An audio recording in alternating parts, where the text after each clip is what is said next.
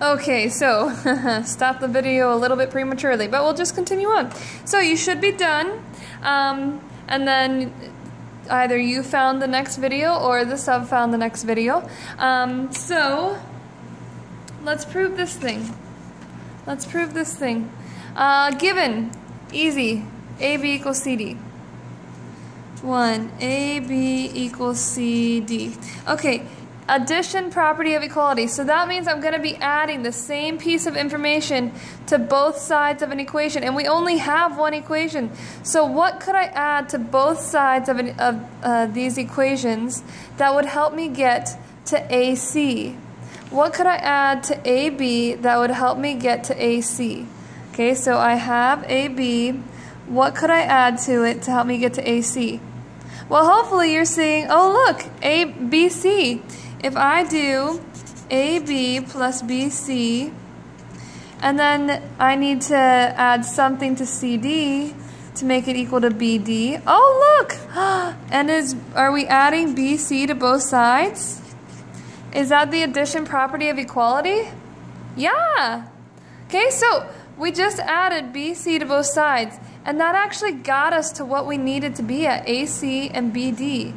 How cool, huh? Yeah, okay, here we go.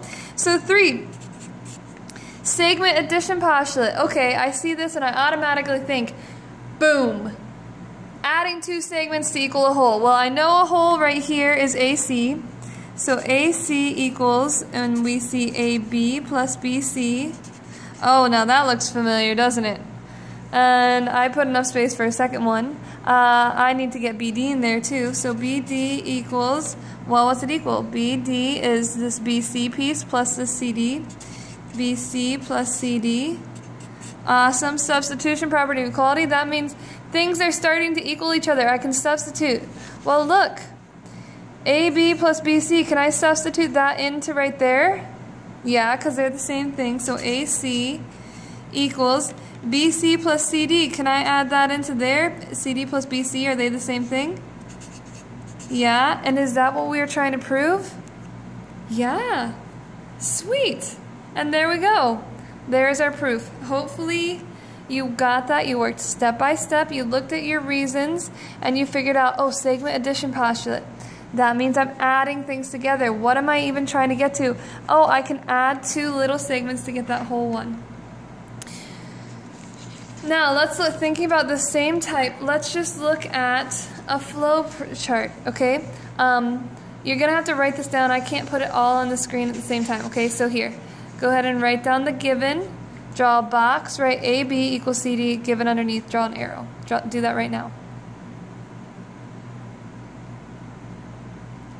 Okay, now we're moving over to the next section. Draw a box, AB plus BC equals BC plus CD, or write that first, then put a box around it. And then underneath is going to be our reason, but I didn't tell you the reason. You're going to have to tell me in a second. Then under that, AB plus BC equals AC, BC plus CD equals BD, put a box around that. We're going to have to write the reason underneath here. So go ahead and write those down so I can move on.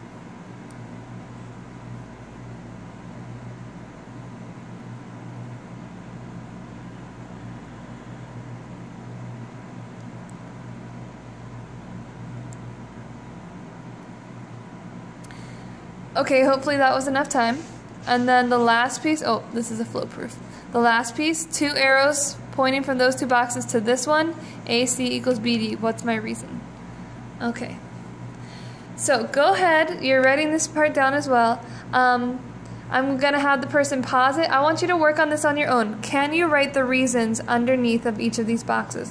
What is the reason that I'm allowed to write those statements? So 2A, come up and pause it. This should take like a minute.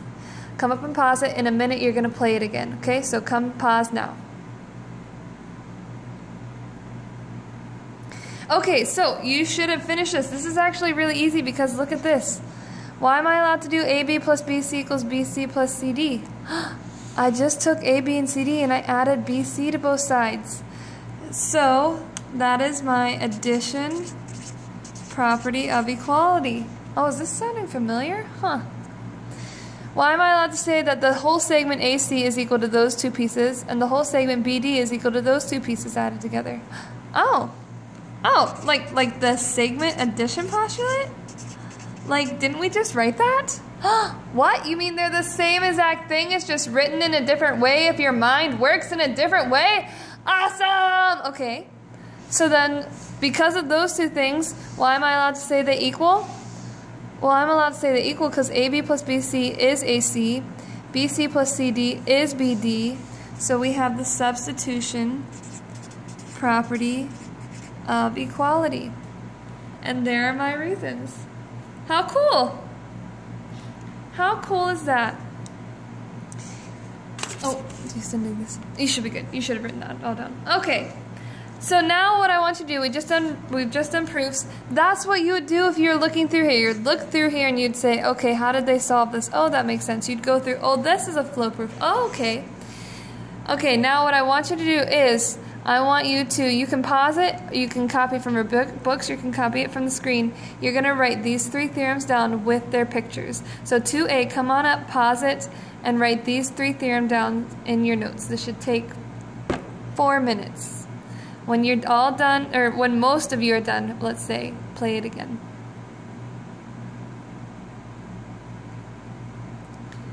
Okay, so you've written, if two lines intersect to form a linear pair of congruent angles, so two congruent angles, then they are perpendicular.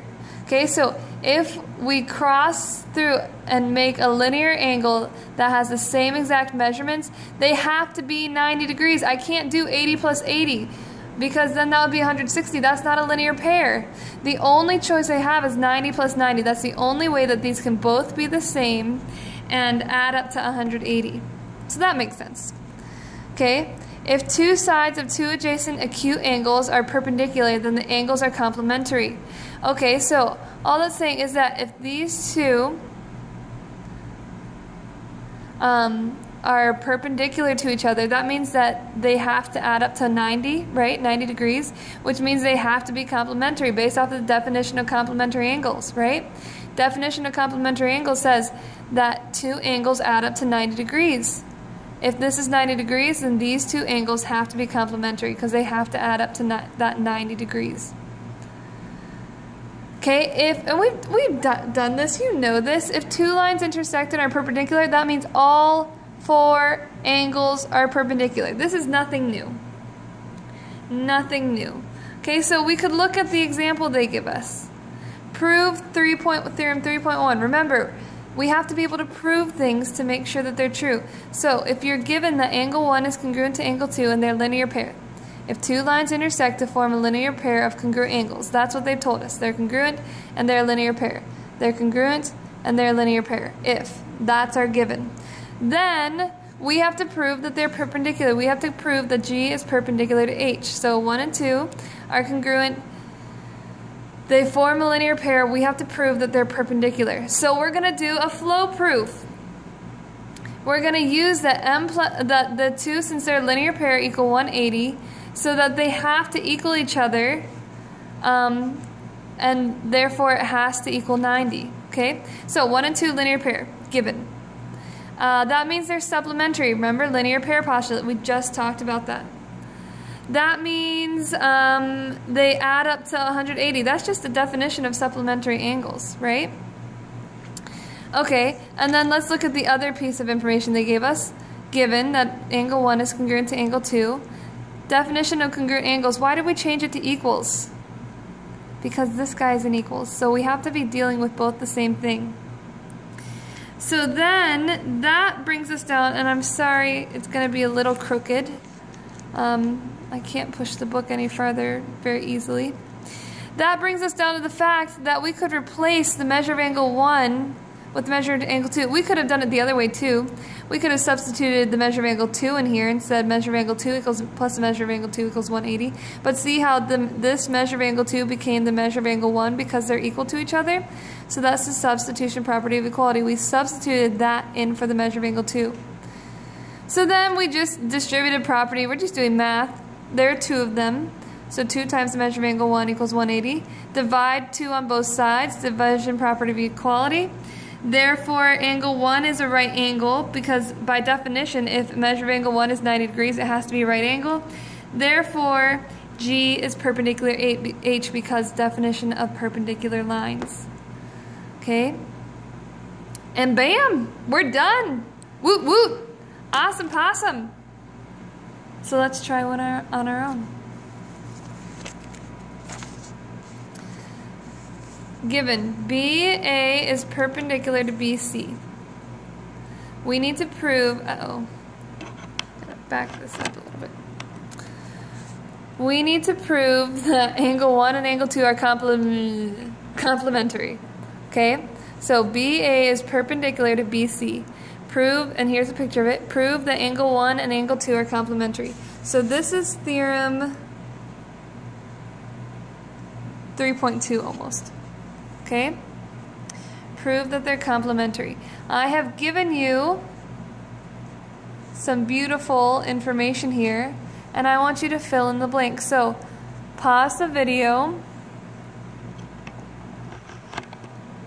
Pause the video, and I want you to try this. Pause the video, and I want you to try this.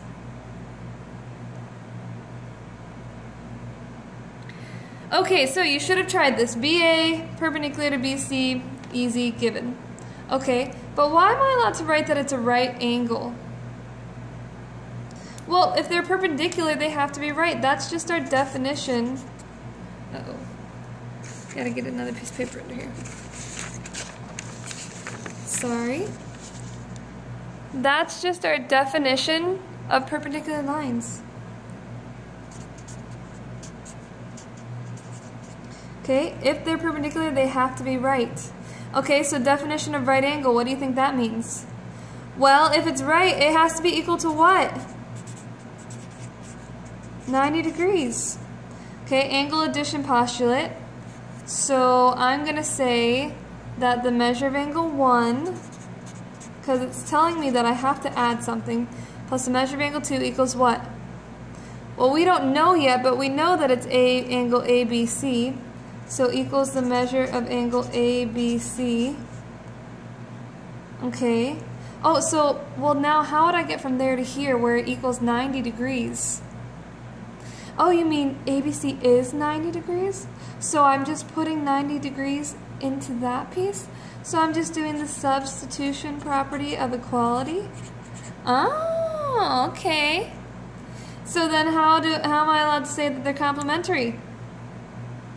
Well, that's just our definition of complementary angles. If it's 90 degrees, it has to be complementary. If it adds to 90 degrees, it has to be complementary. Definition of complementary angles. And there you are. Okay, so hopefully you got that. Hopefully you're getting this. You're just working step by step.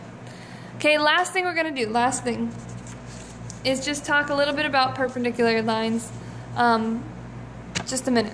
What can you conclude about the following angles? Oh, do you need to copy this down? I'm sorry. I should have given you more time. Copy that down. Pause the video, copy that down. Okay, now let's look at this. What can you conclude about the following angles? M is perpendicular to N. Well, automatically, I'm just going to start writing in my right angles. That's here, which means that has to be right, which means that has to be right, which means that has to be right. So what do we definitely know about angle 1? We definitely know that angle 1 is a right angle. Okay? Well, do I know anything about 2? No. Do I know anything about 3? No. But do I know anything about 2 and 3 combined? Oh, they add up to be 90 degrees, right? So what are they called? They are complementary angles. That is what I can conclude. So there's something like this in your homework. Okay, so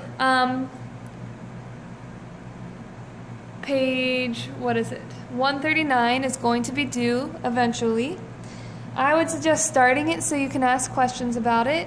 It's not due yet, but I would suggest starting it if you have time. Other than that, enjoy your weekend. I'll see you later.